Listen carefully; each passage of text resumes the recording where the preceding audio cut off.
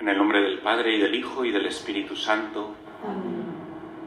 Ven, Espíritu Santo, llena los corazones de tus fieles y enciende en ellos el fuego de tu amor. Envía tu Espíritu, Señor, y serán creadas. Y renovará la faz de la tierra. Dios te salve, María, llena eres de gracia, el Señor es contigo. Bendita tú eres entre todas las mujeres, y bendito es el fruto de tu vientre, Jesús. Santa María, Madre de Dios, nosotros pecadores, ahora y en la hora de nuestra muerte. Amén. Santa María, sede de la sabiduría. Ruega por nosotros. Pueden sentarse. Bienvenidos a la 20ª Catequesis Mariana, donde vamos a tener la segunda sesión de María en las cartas de San Pablo. En la sesión anterior vimos el único pasaje donde explícitamente se menciona a María en el Corpus Paulino, que es la carta a los Gálatas, cuando dice que en la plenitud de los tiempos nació el Señor, nacido de una mujer, nacido bajo la ley. Ese nacido bajo mujer es la alusión directa a la Virgen María en el Corpus Paulino, pero hay otras alusiones indirectas que vamos a ver. En primer lugar, en el himno a los Efesios.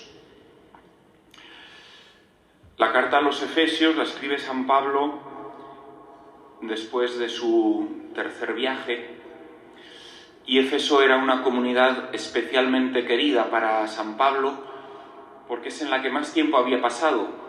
En su tercer viaje había llegado a estar unos 2 años y medio en esta comunidad. Es donde se funda el primer centro, digamos, de evangelización de la historia de la Iglesia. Hasta entonces, San Pablo siempre iba a las sinagogas, a unos lugares judíos, esencialmente judíos. Él era judío, los cristianos eran la plenitud de las promesas hechas al pueblo judío, y Pablo iba a las sinagogas a anunciar que las promesas hechas a Abraham, a todos los patriarcas, a los reyes y por medio de los profetas a todo el pueblo, se habían cumplido en Jesucristo. Y en Éfeso, en todos los lugares siempre había una tensión porque muchos de los judíos se convertían, pero los que no se convertían se volvían muy violentos contra los que se convertían y contra San Pablo, y les perseguían, les echaban. A Pablo le intentan matar varias veces. Y en Éfeso esta situación provoca que por primera vez San Pablo se aleje de las sinagogas y forme un centro, digamos, propiamente cristiano, desde donde enseñar la verdad de la fe cristiana. Y pasa ahí más tiempo que en ningún otro sitio, en Éfeso. 2 años y medio formando la iglesia de Éfeso, constituyendo a los presbíteros, enseñándoles, y desde ahí se difundía el Evangelio en toda Asia Menor, en lo que es la actual Turquía.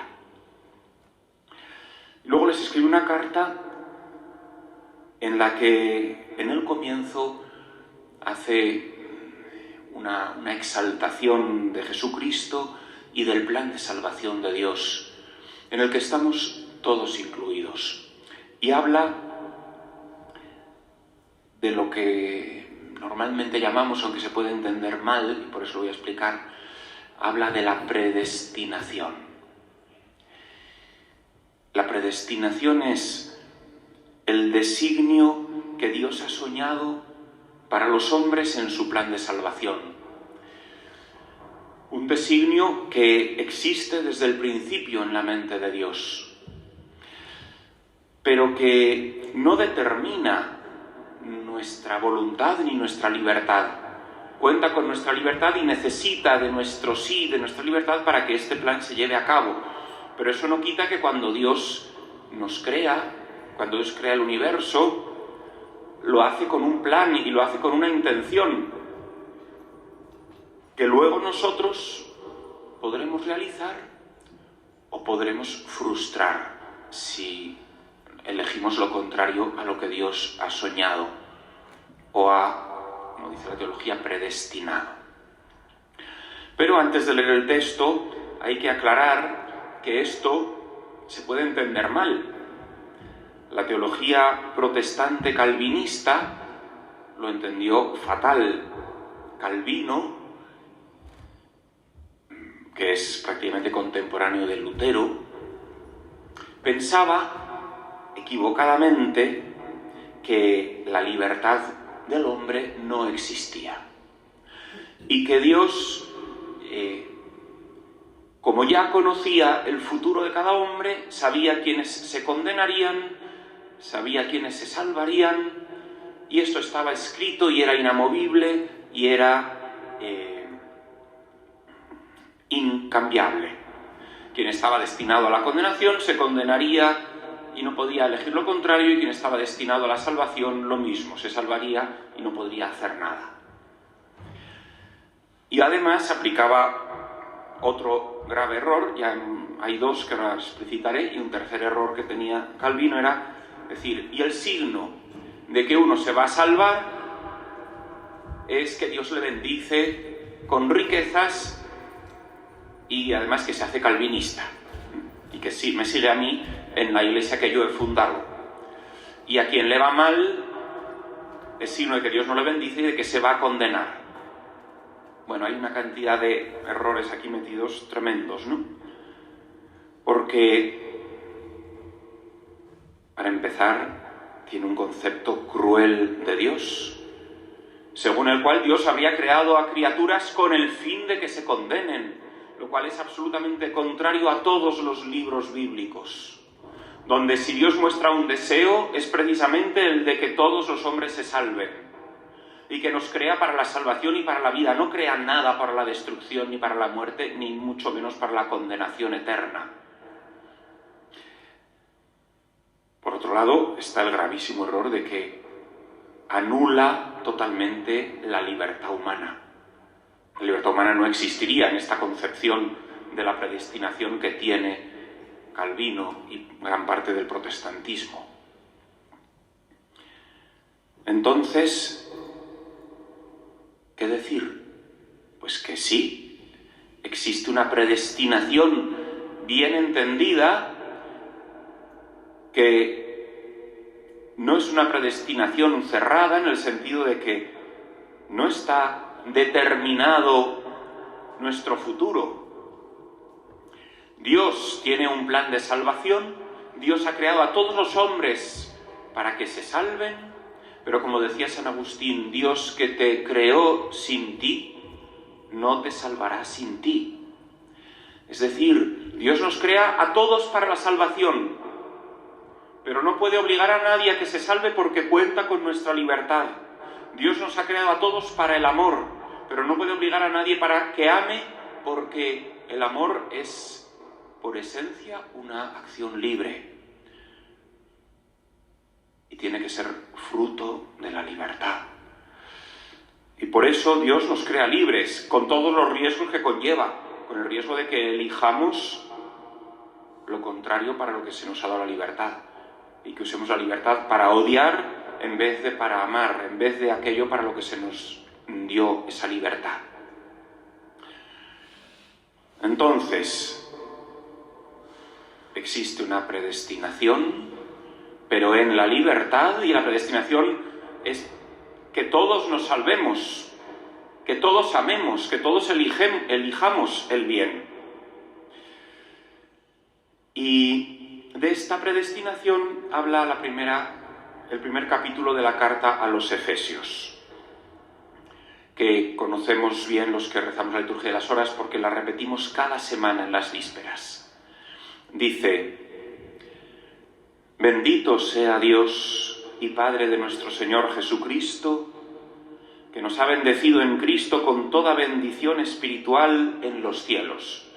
San Pablo comienza, después de saludar a los Efesios, bendiciendo a Dios, porque nos ha bendecido en Cristo con todo lo inimaginable, con todas las bendiciones existentes. Dice, ya que en Él, en Cristo, nos eligió antes de la creación del mundo para que fuésemos santos y sin mancha en su presencia por el amor. Nos eligió antes de la creación del mundo. Ahí es donde está la predestinación. Hemos sido elegidos por Dios antes de existir, porque en su mente, cuando decide crear el universo, nosotros ya estamos ahí, ya estamos en su corazón, ya estamos en su designio. Dios, cuando echa a andar la creación, o mejor dicho, cuando echa a hacer la creación es porque ya sueña con cada uno de nosotros. Y existimos en su mente, existimos en su designio. ¿Y qué sueña para nosotros antes de crearnos? Que seamos santos y sin mancha en su presencia, por su amor. Nos crea para que seamos santos. Esa es la predestinación. Predestinación significa eso, que previamente a que existamos, el Padre tiene una finalidad, nos crea para algo. Por lo tanto, ninguno de nosotros somos ni fruto del azar, ni fruto de una decisión posterior de Dios que decide que existamos, pues qué sé yo, instantes antes de nuestra concepción. No, decide que existamos antes de la creación del mundo.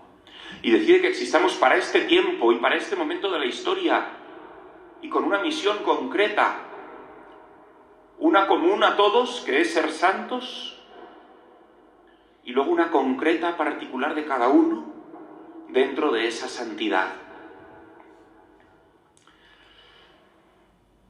Y sigue ahondando en qué consiste esta vocación universal de toda criatura humana.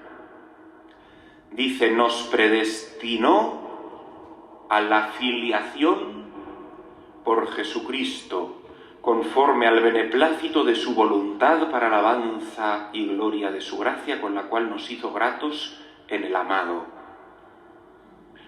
Aquí usa la palabra predestinación, por eso la toma luego la teología cristiana. Nos predestinó a la filiación, es decir, a ser hijos de Dios, en el Hijo, en Jesucristo, en el único Hijo eterno de Dios. En Él quiere que nosotros seamos hijos suyos, pero eso, para que eso se lleve a cabo, cuenta también con nuestro sí. Con que digamos sí a esta vocación, sí a ser sus hijos, sí a Jesucristo para, uniéndonos a Él, ser hijos de Dios en el Hijo. Sí al Espíritu Santo para que, recibiendo el espíritu de filiación, llamemos a Dios Abba, Padre.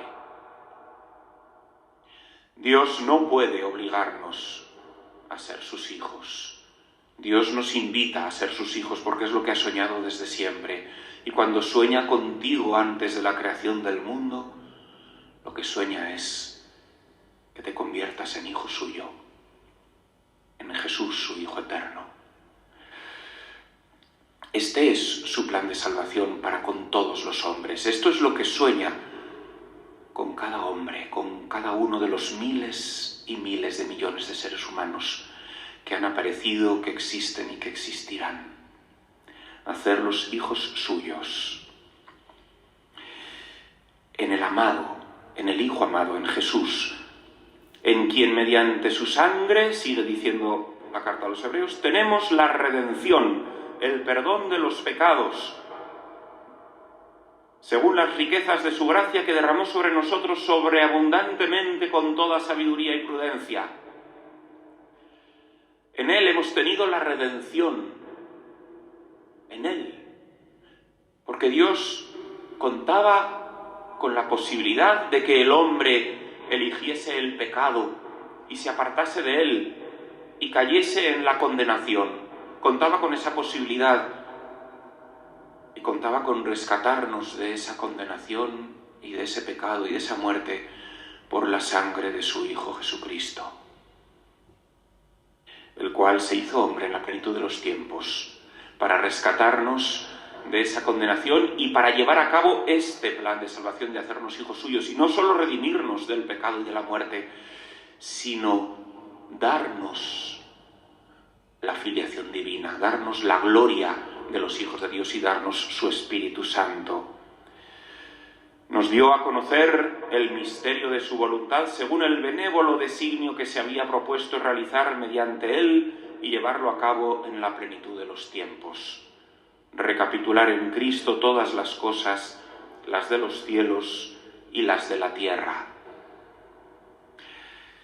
Y os preguntaréis, ¿qué relación tiene esto con la Virgen María? Pues muy sencillo. Si todos hemos sido predestinados en Cristo, si todos hemos sido soñados por Dios en Cristo, también María, tanto más María. Porque a veces a los cristianos les llama la atención o les choca o les deja un poco perplejos cuando afirmamos que la Virgen María fue elegida desde siempre para ser la Madre de Dios. Y algunos piensan, ¿cómo es que ha sido elegida desde siempre? ¿Existe desde siempre la Virgen María? No. En la mente de Dios sí, como tú y como yo, como todos. Porque todos hemos sido elegidos desde antes de la creación del mundo para ser santos e irreprochables. Por lo tanto, también María, y cada uno con nuestra propia vocación. Y María con la suya sublime de ser la Madre de Dios y la colaboradora esencial de la redención. Ella, por lo tanto, también está predestinada para la vocación más sublime, cada uno en su puesto, ella en el suyo. Por eso no nos extrañe cuando hablamos de que ella, para poder llevar a cabo su misión, es predestinada por Dios desde el principio y es, por eso mismo, preservada del pecado original en la concepción que sus padres hacen de ella cuando Joaquín y Ana la conciben. Por esta predestinación de Dios, contando con los méritos de Jesucristo, ella, para llevar a cabo el designio de Dios, es concebida sin pecado original, es concebida inmaculada. Por supuesto, para poder realizar esta vocación, como tú y como yo, ella tendrá que ejercer su libertad. Tendrá que decir sí.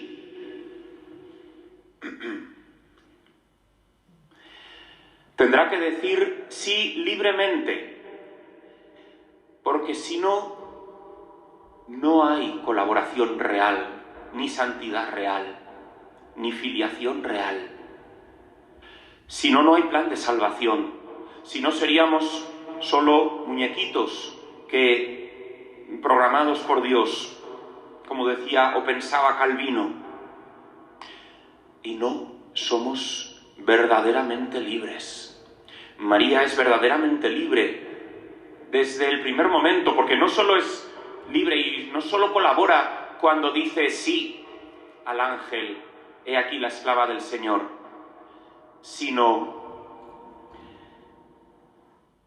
desde que tiene uso de razón, desde que empieza a rezar, desde que sus padres le hablan por primera vez de Dios. Ella ama con todo su corazón a Jesús. Bueno, a Jesús aún no lo ha concebido, a Dios. Y a Jesús desde que le concibe. Y dice sí cada día de su vida. Cada día se mantiene inmaculada, cada día colabora perfectamente con su libertad. Y sobre todo, en el momento más difícil de la prueba. Tiene muchas pruebas María en su vida. Por recordar algunas, la prueba de San José, la prueba de la persecución de Egipto por Herodes, la prueba de que Jesús se pierda durante 3 días, la prueba durante la vida pública de la persecución contra su hijo por los fariseos y sobre todo la prueba al pie de la cruz. Ella dice siempre sí. y lleva a cabo este plan de salvación en el que todos tenemos un papel y nos estimula a todos a llevar a cabo esa misión. Por eso, en este pasaje de la carta a los Efesios podemos leer también esta predestinación de la Virgen María, aunque no se especifique su misión concreta. El próximo mes ahondaremos en otra alusión muy clara en las cartas de San Pablo, donde se habla del pecado del origen de Adán y de la acción contraria del nuevo Adán, que, como dirá la tradición cristiana, está esencialmente vinculado a la acción de la nueva Eva. Lo veremos en el sábado del mes de marzo y os convocamos para entonces. Gloria al Padre, y al Hijo, y al Espíritu Santo. Amén.